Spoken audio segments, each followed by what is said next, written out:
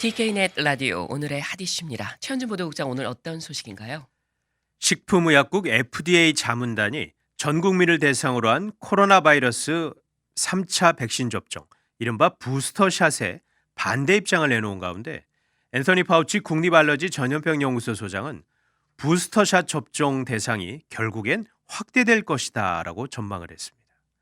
이어서 프랑스가 최근 미국과 호주, 영국이 만든 새로운 안보 협력체 오커스에 강하게 반발하면서 영국과의 국방장관 회담을 전격 취소시켰습니다.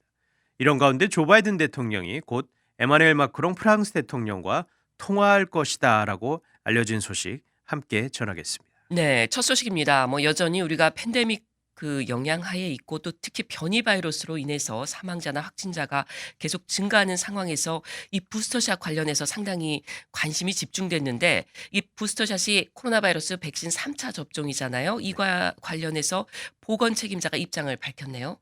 네, 앤서니 파우치 국립알러지 전염병 연구소 소장이 지난 주말에 여러 시사 프로그램에 출연을 해서 부스터샷 접종 대상이 확대될 것으로 본다라고 밝혔습니다. 파우치 소장은 지난 일요일 MBC와의 인터뷰에서 궁극적으로는 두 번의 백신 접종과 부스터샷을 추가로 맞는 것이 적정한 접종 방법으로 판명이 될 것이라면서 결국엔 모든 미국인에게 부스터샷이 필요할 것이다라는 입장을 보였습니다. 네. 이 앞서 보건당국에서는 일반 국민에겐 부스터샷이 필요 없다. 이런 결론이 나왔잖아요. 네, 지난 17일 식품의약국 FDA 자문기구인 백신 생물의약품 자문위원회는 백신 제조사인 파이자가 요청한 16세 이상 일반인을 대상으로 한 부스터샷 찬반 투표를 실시했습니다. 결과는 찬성 2, 반대 16, 압도적인 결과로 요청을 거부를 했습니다. 네. 다만 65세 이상 고령자와 심각한 건강상의 문제가 있는 경우에만 코로나 부스터샷을 맞으라라고 권고를 내렸습니다. 네. 이 바이든 정부는 이미 20일부터 전 국민을 대상으로 한 부스터샷 접종 시작하겠다 이 계획 발표를 했었잖아요. 그렇죠. 지난달 조 바이든 대통령이 기자회견을 열고 9월 20일부터 파이저와 모더나 백신 접종을 마친 지 8개월이 지난 모든 미국인들에게 부스터샷을 제공하겠다라고 밝혔었습니다. 백악관은 17일에도 보건당국이 승인을 한다면 즉시 추가 접종을 진행할 준비가 돼 있다라고 밝혔지만 하지만 이런 정부의 계획이 차질을 빚게 됐습니다. 네. 바로 이 FDA 자문단의 발표 때문인데 이들은 왜 일반 국민이 부스터샷 맞을 필요가 없다 이렇게 보는 겁니까? 중증 위험이 뚜렷한 일부 집단이 아닌 모든 사람들이 부스터샷을 맞을 필요가 있는지가 분명하지가 않다라는 지적을 한 것입니다. 또 일부 자문위원은 파이자사가 부스터샷의 안전성과 관련해 충분한 자료를 제공하지 못했다면서 10대 후반 등 젊은 성인들은 심근염 같은 부작용 위험이 더 높을 수가 있다라고 밝혔습니다. 네. 따라서 부스터샷 접종 대상을 65세 이상 고령자와 기저질환자, 의료계 종사자나 응급요원 등으로 제한할 것을 권고를 한 것입니다. 네.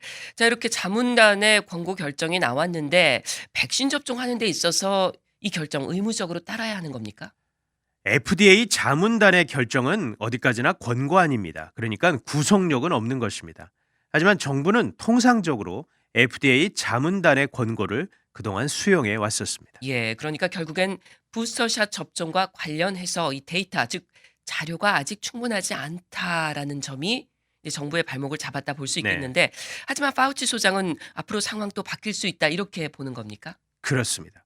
파우치 소장은 지난 일요일에 또 ABC에 출연을 해서 더 많은 데이터가 축적되고 있다면서 데이터에 대한 재검토가 계속 이루어지면 권고가 분명히 수정될 수도 있다라고 밝혔습니다.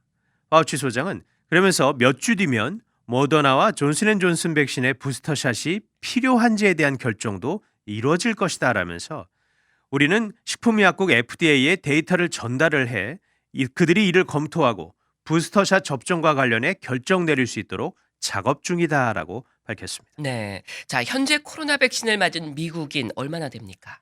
CDC에 따르면 1억 8,100만여 명이 백신 접종을 완전히 마쳤습니다. 하지만 12살 이상의 미국인 가운데는 여전히 백신을 맞지 않는 사람이 7천만 명에 달하는 것으로 추산되고 있는데 이들의 경우 백신에 대한 부정적인 생각, 바이러스에 감염되지 않을 것이라는 확신 등으로 여전히 이 코로나 백신을 거부하고 있기 때문에 보건당국의 우려는 아직도 계속되고 있습니다. 그렇군요. 자, 미국인 가운데 추가 접종, 그러니까 부스터샷을 맞은 사람은 어떻습니까? 아직 없나요? 아닙니다. 8월 중순 이후 지금까지 약 200만 명 이상이 부스터샷을 맞았다라고 CDC는 밝혔습니다. CDC는 부스터샷을 맞은 사람들은 심각한 건강상의 문제가 있는 경우가 대부분이지만 심각한 질병 없이도 그냥 부스터샷이 필요할 것 같아서 접종센터를 찾은 사람도 수천 명에 달한다라고 밝혔습니다. 네, 이렇게 이미 부스터샷을 맞은 사람들이 있다면 부스터샷의 효과에 대해서도 조만간 알 수 있겠네요. 네, 파우치 소장은 내년 초까지 앞으로 몇 달간 추가 접종을 받은 사람들에게 주어지는 혜택을 보여주는 데이터가 분명 나오게 될 것으로 생각한다라고 밝혔습니다. 파우치 소장은 이게 바로 지금 당장은 확신을 할 수는 없더라도 FDA에 계속해서 데이터를 보내는 이유라면서 FDA가 데이터 검토를 지속해 나갈 것이다라고 강조했습니다. 네, 잘 들었습니다. 다음 소식입니다. 지난주에 미국과 영국, 호주가 새로운 안보 협의체죠. 오커스를 발족시켜서 눈길을 끌었는데 프랑스가 이에 대해 계속 반발하고 있다는 소식이네요. 그렇습니다. 프랑스의 강경한 입장이 계속되고 있는데요. 오커스 출범에 반발한 프랑스, 이번 주로 예정된 영국과의 국방장관 회담을 전격 취소를 시켰습니다. 아, 로이터 통신 등 여러 언론은 소식통을 인용해 플로랑스 파를리 프랑스 국방장관이 벤 월러스 영국 국방장관과의 회담을 취소하기로 했다라고 지난 일요일 보도했습니다. 예, 이 새로 출범한 오커스 어떤 성격의 협의체인가요?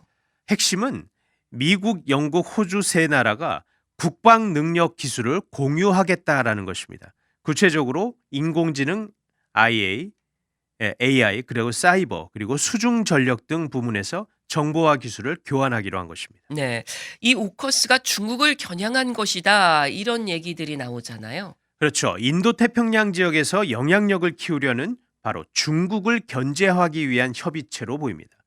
하지만 영국, 호주, 미국은 특정한 나라를 겨냥한 것은 아니다라고 밝혔습니다.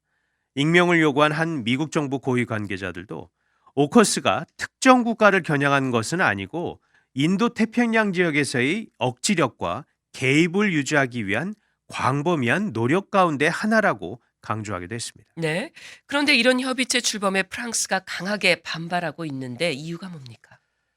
중요한 안보 협의체를 출범을 시키면서도 이해 당사자 가운데 하나인 프랑스를 소외시켰다는 이유입니다. 네. 특히나 미국과 영국이 호주에게 핵 추진 잠수함 건조 기술을 제공하기로 한 것이 바로 프랑스가 반발한 결정적인 이유가 됐습니다. 네. 이 호주가 프랑스 잠수함 도입을 추진하고 있었다고 하던데요. 맞습니다. 호주가 프랑스 기술로 디젤 잠수함 12척을 만들기로 바로 지난 2016년에 계약을 한 바가 있었습니다.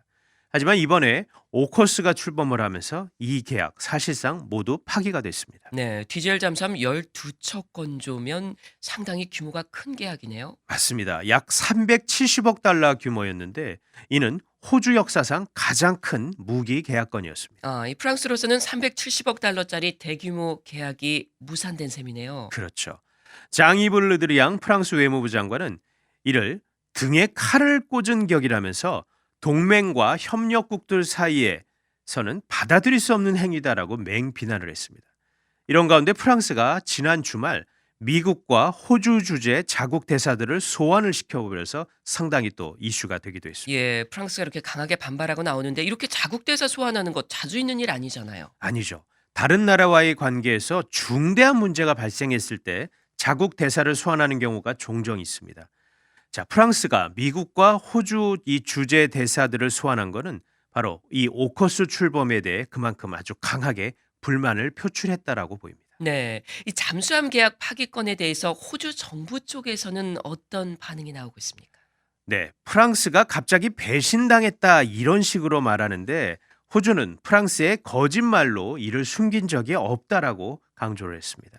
스캇 모리슨 호주 총리는 호주가 계약을 깨려고 준비하는 것을 프랑스 측이 지난 몇 달 동안 이미 알고 있었다라고 지난 19일 날 밝혔습니다. 네. 그러니까 호주가 아무 말도 없다가 갑자기 계약을 깬 것은 아니다 이런 얘기네요. 네, 그렇습니다. 이 문제와 관련해서 스캇 모리슨 호주 총리는 전략적으로 봤을 때 호주 납세자들에게 큰 비용을 요구하는 디젤 잠수함이 필요할 때 제 몫을 해내지 못할 것이다라고 판단했다라고, 그러니까 국익을 위해서 이런 결정을 했다라고 강조를 했습니다. 이 디젤 잠수함보다는 이 미국과 영국에서의 그 핵 추진 잠수함이 더 성능이 좋고 여러모로 좋다 뭐 이런 판단을 했다는 건가요? 네, 맞습니다. 사실 핵 추진 잠수함이 있으면 해양 작전 능력을 획기적으로 강화할 수가 있습니다. 핵 추진 잠수함은 재래식 잠수함보다 훨씬 더 오래 잠항할 수가 있고 또 어디에 있는지 탐지하기가 더 힘들기 때문에 게임 체인저, 즉 판을 바꿀 수 있는 전략적 자산이다라는 평가를 받습니다. 네. 자, 이제 중국 해군은 인도태평양 지역에서 미국과 영국 해군뿐 아니라 이제는 호주 해군의 핵 추진 잠수함까지 상대하게 됐습니다. 예. 이 핵 추진 잠수함을 갖고 있는 나라가 많지 않은 것으로 알고 있는데요. 그렇습니다. 현재까지 모두 6개 국가, 미국, 영국, 러시아, 중국, 프랑스, 그리고 인도만 보유하고 있습니다. 자, 그런데 이제 호주까지 들어가면 모두 7나라가 핵 추진 잠수함을 보유하게 되는데 호주는 앞으로 핵 추진 잠수함을 8척을 건조하겠다는 계획을 밝혔습니다. 네. 그러니까 오커스 출범도 출범이지만 결국은 이 잠수함 계약권이 강한 이 프랑스 반발의 이유가 된 거네요. 그렇습니다. 자, 프랑스와의 국방장관 회담이 취소됐잖아요. 영국 정부 쪽에서는 어떤 말이 나왔나요? 아직 공식 논평은 없습니다. 다만 보리스 존슨 영국 총리는 영국과 프랑스와의 관계는 변할 수 없다라면서 프랑스는 오커스에 관해 너무 걱정하지 할 필요는 없다라고 말했습니다. 그러면서 오커스는 누군가를 소외시키려고 하는 것은 아니다라고 일단 프랑스를 좀 달래는 모습을 보였습니다. 네. 이런 가운데 에마뉴엘 마크롱 프랑스 대통령과 조 바이든 대통령이 통화할 예정이라는 얘기가 들려요.